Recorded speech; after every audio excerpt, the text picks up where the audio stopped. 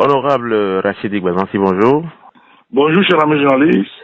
En votre qualité de président de la Commission des relations extérieures, de la coopération au développement, de la défense et de la sécurité de l'Assemblée nationale du Bénin, vous avez pris part du 5 au 7 octobre 2022 à la 6e édition de la conférence du réseau des parlementaires africains membres des commissions défense et sécurité REPAM-CDS qui s'est tenue à Kinshasa en République démocratique du Congo.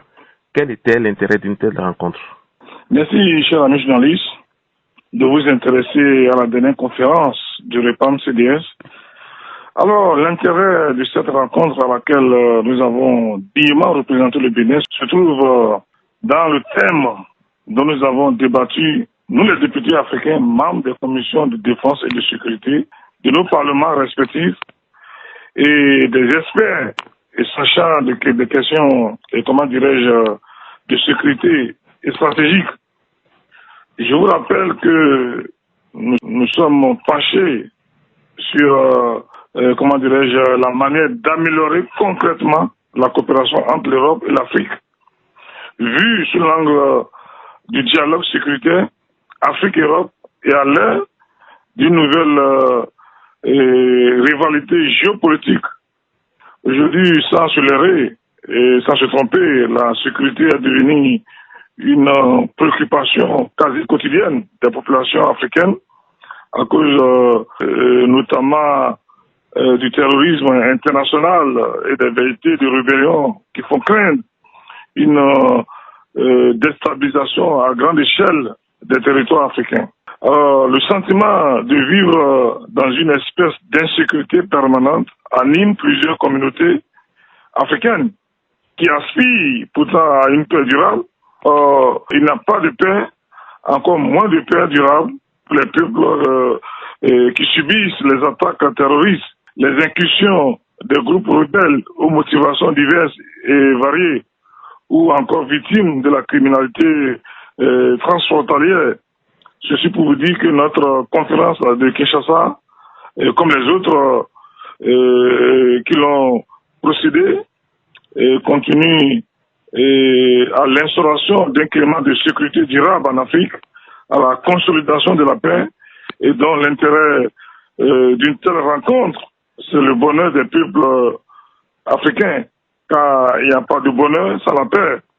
Sans la sécurité, un peuple qui vit constamment dans la psychose du fait de l'insécurité ne peut pas être heureux. Honorable Rachid Igbadansi, au cours de cette conférence, vous avez présenté une communication sur l'expérience du Bénin en matière de création d'une force unique de sécurité à région faite à la fusion de la gendarmerie et de la police nationale. Comment cette expérience est-elle appréciée par les représentants des autres pays? Non seulement nous avons présenté des communications, nous avons fait des débats en plénière. La fusion de la gendarmerie et de la police nationale qui a abouti à la création de la police républicaine est d'abord la preuve que face au génie béninois, il n'y a rien d'impossible. Vous savez également, plusieurs pays ont tenté une fusion sans y être arrivés.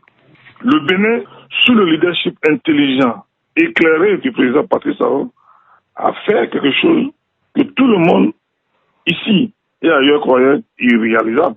Mes collègues des autres pays sont évidemment très impressionnés par ce que nous avons fait en créant la police républicaine, qui est notre force unique de sécurité, comme vous l'avez dit.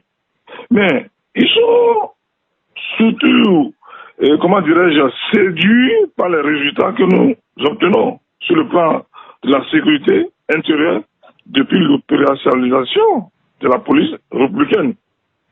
Comment avoir une force unique de sécurité est un casse-tête pour plusieurs dirigeants africains. Ça, je vous le dis. Car le modèle d'organisation sécuritaire hérité de la colonisation subsiste encore aujourd'hui dans notre pays, et c'est-à-dire dans beaucoup de pays africains. Or, la caractéristique principale de ce modèle, c'est la multiplicité des forces et institutions de sécurité qui s'est révélée comme un vrai facteur d'insécurité avec le temps. Le Bénin a tourné cette page et les autres pays sont pressés de venir à notre école. Ils veulent avoir des détails sur le cadre légal et réglementaire qui régit notre force unique de sécurité, c'est-à-dire la police républicaine, et surtout la stratégie que nous avons déployée pour réussir la fusion de deux corps de sécurité, c'est-à-dire l'ex-gendarmerie et l'ex-police nationale. Le Bénin a pris, de l'avance sur cette question grâce à la vision sécuritaire du chef de l'État, Patrice Talon, et la bonne volonté politique du Parlement béninois et surtout de la Commission des relations extérieures, de la coopération, du développement, de la défense et de la sécurité que j'ai l'honneur de présider. C'est ma commission, la commission C5, qui a piloté cette réforme avec une efficacité unanimement reconnue. Et aujourd'hui, nous sommes fiers de cette réforme qui a acté la création de la police républicaine, de même que d'autres réformes dans le secteur de la sécurité et de la défense. Ceci a permis à mes collègues des autres pays de se convaincre une fois encore le rôle déterminant que les commissions défense et sécurité des parlements africains doivent jouer dans le processus des réformes sécuritaires en Afrique. C'est le lieu de remercier les membres de ma commission, dont je suis vraiment fier. Quelles sont les positions que vous avez défendues sur différents sujets dont vous avez débattu autour de la thématique centrale? Nous avons défendu une seule position, comme d'habitude. C'est clair. C'est le respect par l'Europe de la souveraineté et sécurité des pays africains. Vous savez, en matière de sécurité, aucun pays n'aide un autre pays. Car aucun pays au monde n'est encore suffisamment en sécurité pour prétendre aider d'autres pays à assurer leur propre sécurité. Chaque pays a ses problèmes sécuritaires. L'Afrique doit le savoir. Les pays africains doivent le retenir. Ce n'est pas, à l'Europe d'assurer la sécurité de l'Afrique. Et ce que je dis est valable pour les autres pays, pour d'autres continents.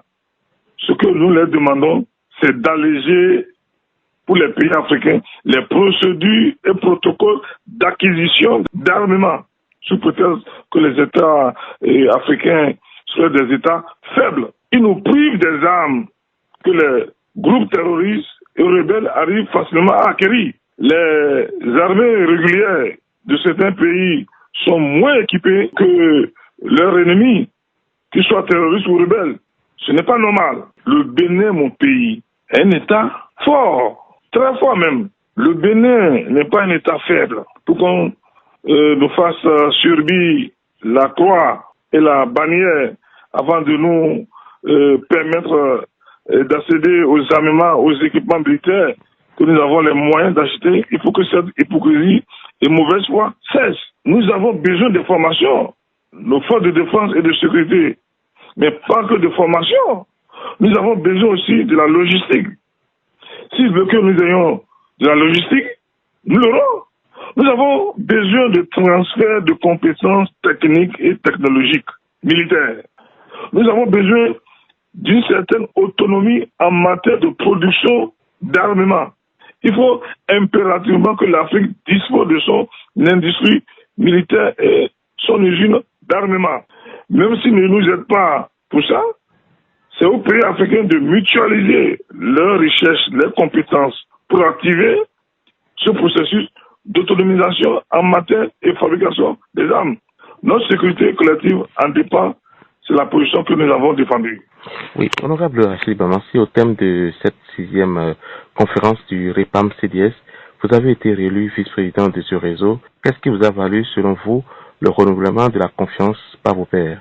Je pense à toute humilité que c'est mon activisme au service de l'indépendance et de la souveraineté sécuritaire de l'Afrique. Et je continuerai à défendre cette position, car je crois, en ce qui me concerne, que c'est ce dont les pays africains ont besoin pour leur sécurité. Honorable Rachid Bamassi, je vous remercie. C'est à moi de vous remercier, cher ami journaliste.